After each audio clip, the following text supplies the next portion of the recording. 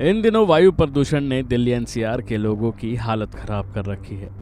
सुबह और शाम को धुंध के साथ इतना प्रदूषण हो जाता है कि लोगों को सांस लेने में दिक्कत होती है।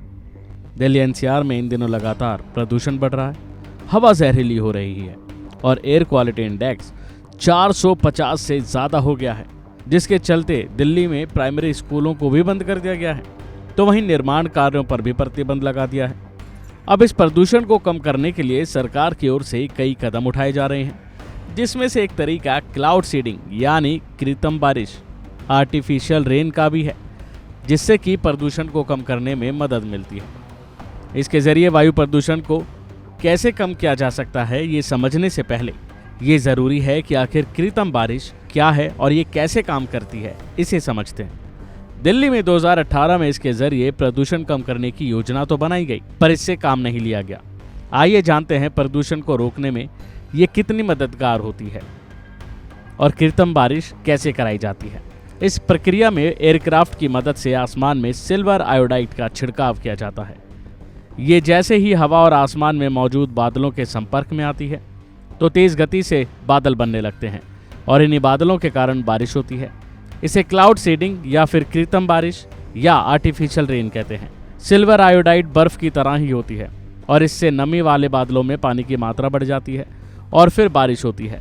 इससे अत्यधिक सूखाग्रस्त क्षेत्र और प्रदूषण की गंभीर स्थिति से निपटने के लिए भी इसका इस्तेमाल होता है।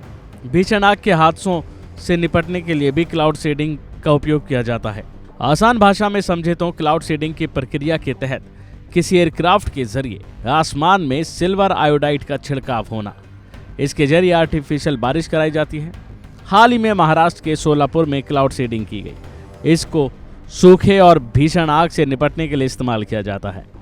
यूएई सरकार आमतौर पर कृत्रिम बारिश प्रक्रिया का ही इस्तेमाल करती है, तो वहीं वैज्ञानिकों के अनुसार मानसून के पहले और बाद में क्लाउड सीडिंग कराना यानी कि कृत्रिम बारिश कराना आसान होता है, क्योंकि उस समय बादलों में नमी ज़्यादा मात्रा में होती है।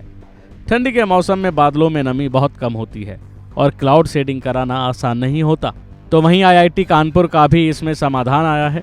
इस संस्थान ने दिल्ली समेत देश के अन्य राज्यों में बढ़ रहे वायु प्रदूषण के लिए क्लाउड सीडिंग के माध्यम से आर्टिफिशियल बारिश का रास्ता पेश किया। आईआईटी कानपुर इस कृत्रिम बारिश वाली प्रक्रिया के लिए पिछले 5 सालों से काम कर रही है, लेकिन इनका ये फार्मूला कितना कारगर साबित होगा, ये कह पाना फिलहाल मुश्किल है।